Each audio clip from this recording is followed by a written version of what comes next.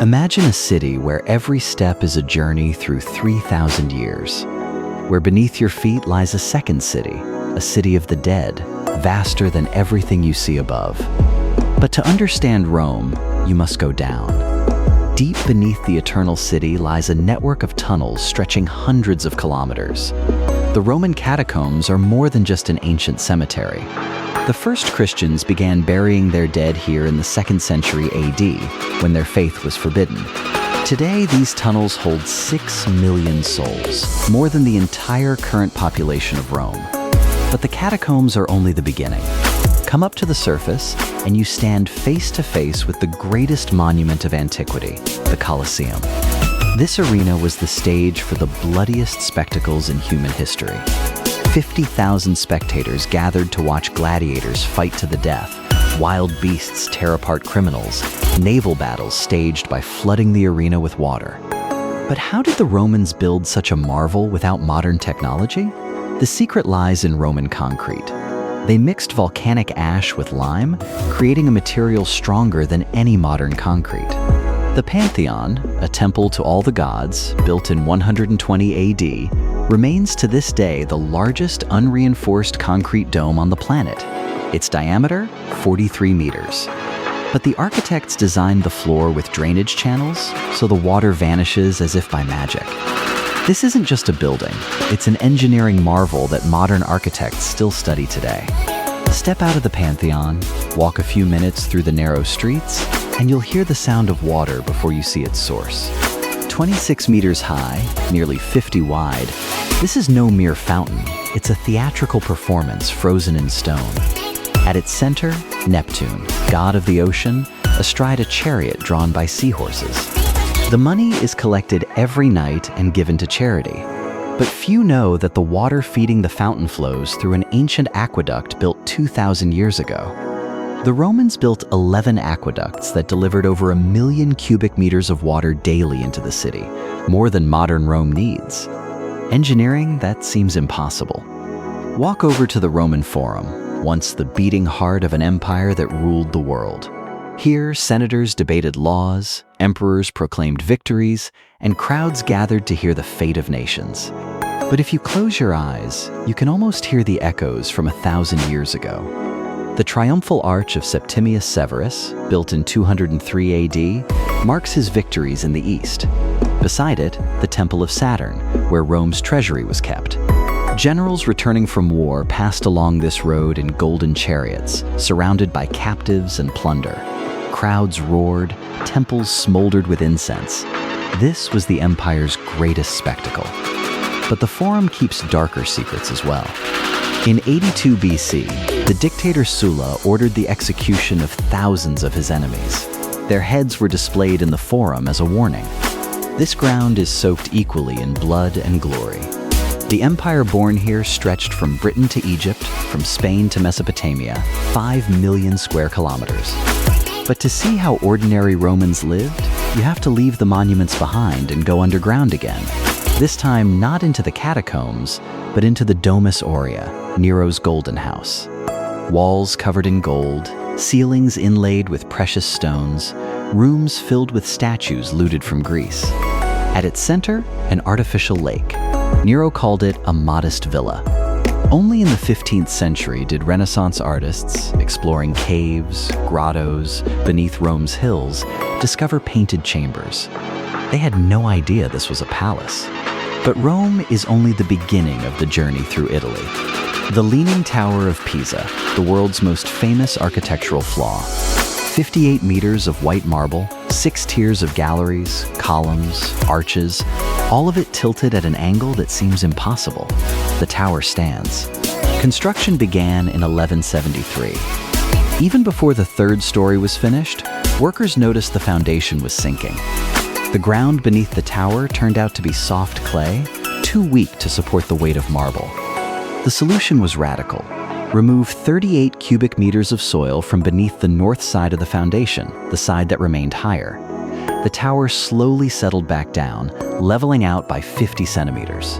Today, it stands stable. Travel further north into Tuscany, and the hills are blanketed with vineyards. This is the land of Chianti, Brunello, Montepulciano, wines that define the taste of a nation. Tuscany produces more premium wine than any other region in Italy. Before the Romans, this was home to the Etruscans, a people whose civilization was so advanced that Rome adopted their alphabet, their gods, their engineering methods. The Etruscans vanished, absorbed into Rome by the 3rd century BC. The Etruscans knew something the Romans only later understood. The land here is wealth. Minerals, metal, fertile soil. Tuscany was the forge of ancient Italy. Jump forward 1,000 years, and Tuscany becomes the center of the world again, but for a different reason. Florence, a city on the Arno River, ignites the Renaissance in the 14th century. Brunelleschi, Botticelli, Michelangelo, Leonardo. The Dome of Santa Maria del Fiore, the largest brick structure ever built. 45 meters across, 114 meters high. But Italy's most astonishing miracle lies neither in Tuscany nor in Rome. It rests on water, a city built on the impossible, a city that should never have existed. Venice. In the 5th century AD, as Goths and Huns ravaged mainland Italy, a band of refugees fled into the lagoon, a marshy, shallow waterway no one wanted. Today, Venice stands on 12 million wooden pilings, trunks of alder, oak, larch, driven as deep as 20 meters into the clay. But the city was more than a refuge. By the 11th century, Venice had become a maritime empire. Venetian merchants controlled the trade between Europe and the East: silk, spices, glass, gold. In 1204, the Venetians diverted the Fourth Crusade. Instead of Jerusalem, it attacked Constantinople, the greatest Christian city in the world. The Venetians sacked it. But the city has an enemy it cannot buy and cannot defeat: water. Venice is sinking. Every year, the city subsides 2 millimeters. In 2003, Italy launched Project MOSE, a system of 78 mobile barriers on the lagoon floor that rise to block the tides. Cost €6 billion. But even MOSE is a temporary solution. Experts predict that by the end of the century, at current sea level rise, Venice will be uninhabitable. The city built by refugees who refused to surrender is fighting for survival once again. North of Venice lie the Dolomites, mountains that look as if they were carved by gods. Jagged limestone peaks painted pink at dawn and dusk. The Dolomites are a laboratory of geologic time. Preserved in the rock are fossils of ammonites, trilobites, corals 250 million years old. Descend from the mountains and head west, and you reach Lake Como, a body of water so beautiful the Romans called it Larius and built villas on its shores 2,000 years ago. Today, the villas of Lake Como belong to billionaires and Hollywood stars. But 2,000 years ago, this was home to Pliny the Younger, a Roman writer whose letters give us the most detailed portrait of life in the Roman Empire. But the lake holds a secret. In 1945, Benito Mussolini was shot here. His body was hung upside down in a Milan square, the end of 20 years of fascist rule. Italians wanted to erase him from memory. Nobody wants to buy it. They say it's haunted. Local fishermen claim they see lights in the windows at night. Police have checked the building several times. No one there. But the rumors persist. South of the lakes begins the Po Valley, Italy's most fertile land. This is where they produce Parmigiano, prosciutto, balsamic vinegar. But in medieval times, this valley was a battleground. Bologna once had 180 towers. Today, 22 remain. The most famous, Asinelli, leans at 3.8 degrees. That's more than the Leaning Tower of Pisa. But tourists don't know this. Bologna is home to Europe's oldest university, founded in 1088. Here they first began dissecting corpses to study anatomy. The church forbade it under threat of excommunication. But the strangest thing about Bologna is its streets. The city is built on a system of underground canals, 40 kilometers of waterways hidden beneath the pavements.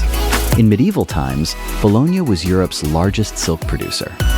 East of Bologna lies Ravenna, the city that was capital of the Western Roman Empire in its final days.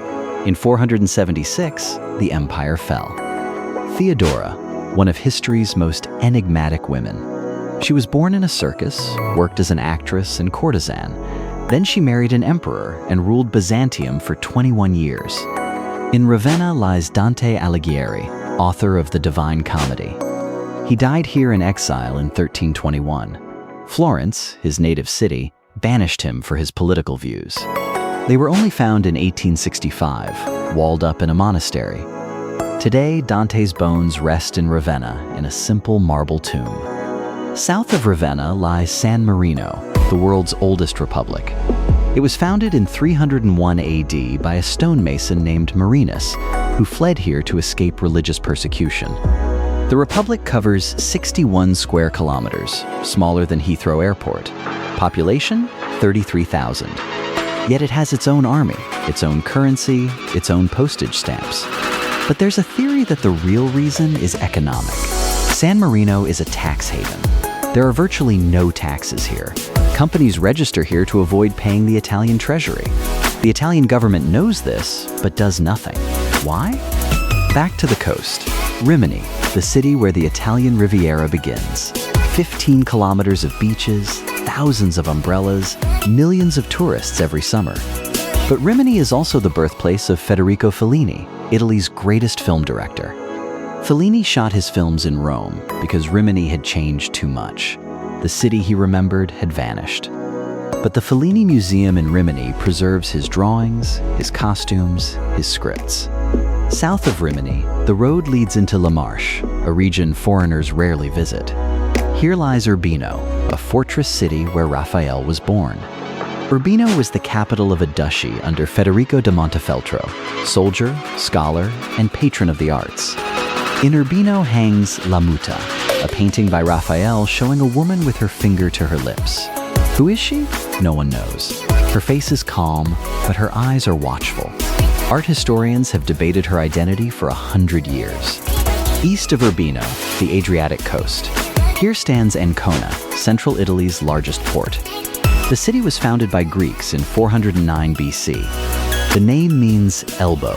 The harbor curves like an arm. But the cathedral survived. It stands on a hill above the port, white marble, Romanesque style, 1,000 years old. Inside, Byzantine mosaics and the sarcophagus of St. Judas Syriacus, the city's patron. South of Ancona, the road leads into Abruzzo, Italy's wildest region. Wolves still live here, bears, lynx. Abruzzo National Park, 3,000 square kilometers of forest and mountains. Then they created the park. Today, there are more than 3,000 wolves in Italy. They've returned. But not everyone is happy. Shepherds say the wolves kill their sheep. Ecologists reply that the sheep destroy the forests. The conflict is growing. Hidden in the Abruzzo Mountains lies Santo Stefano di Sasagno, a medieval village that looks as if time stopped here in the 13th century. Stone houses, narrow streets, not a single car. Population, 115 people. But one man saw in these ruins not an ending, but a beginning. In 2004, a Swedish anthropologist bought the entire village and began restoration, carefully, stone by stone, preserving every detail. This isn't the only story of rebirth. All across Italy, abandoned villages are finding new life through art, ecotourism, wineries. The country that invented the Renaissance is experiencing it again, this time in its forgotten corners. We descend south to the Amalfi Coast, 50 kilometers of sheer cliffs plunging into turquoise sea. Towns here cling to the cliffs like swallows' nests: Positano, Amalfi, Ravello. Their white and pastel houses cascade down toward the sea in terraces, connected by staircases that number in the hundreds of steps. Today, the coast is one of Europe's most expensive holiday destinations. In summer, the narrow road jams with traffic, and millionaires' yachts crowd the coves. We cross the Strait of Messina and find ourselves on Sicily, the largest island in the Mediterranean. Here, on the eastern coast, rises Etna, Europe's most active volcano. 3,300 meters high, 100 craters, eruptions every few months. Etna's slopes are covered in frozen lava and black ash, yet between the flows grow vineyards. The soil here is incredibly fertile. Wine from grapes grown on the volcano has a unique mineral taste. At the volcano's base lies Catania, a city that Etna has destroyed 7 times. The last major eruption came in 1693. Lava buried half the city. Sicily is a crossroads of civilizations. Over 3,000 years, it's been ruled by Greeks, Romans, Arabs, Normans, Spanish. Each culture left its mark. Greek temples at Agrigento, Arab markets in Palermo, Norman cathedrals with Byzantine mosaics. In Palermo, the island's capital, this fusion is visible on every corner. The Norman palace adorned with Arab arches and Byzantine golden mosaics. The cathedral, an extraordinary hybrid of Gothic, Baroque, and Moorish styles. But Sicily isn't known for beauty alone. This is where the mafia was born, in the 19th century as a system protecting landowners, which transformed into a criminal empire. Their deaths shook Italy and marked a turning point. Today, the mafia is weakened, many bosses arrested, and confiscated properties converted into community centers and farms. Let's return to the mainland, heading north, to the Dolomite Alps. These mountains are unlike anything else in Europe. Pale limestone towers and spires soaring 3,000 meters high, like Gothic cathedrals sculpted by nature.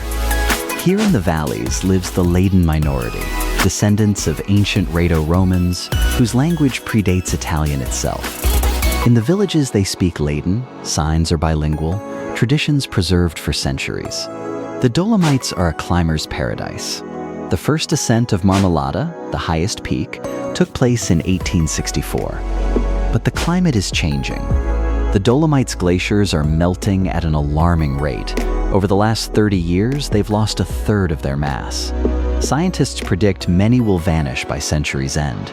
Marmolada, once cloaked in eternal ice, now exposes black rock.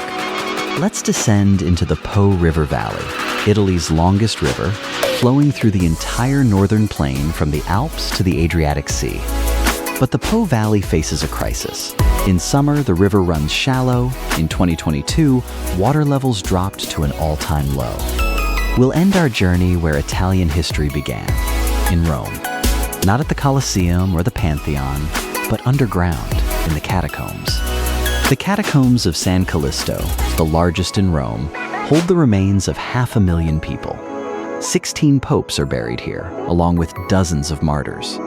The walls are painted with the earliest Christian symbols, fish, anchors, images of the Good Shepherd.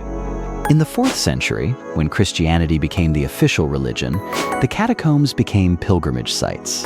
Then they were forgotten for 1,000 years, until the 16th century, when archaeologist Antonio Bosio rediscovered the labyrinth beneath the city.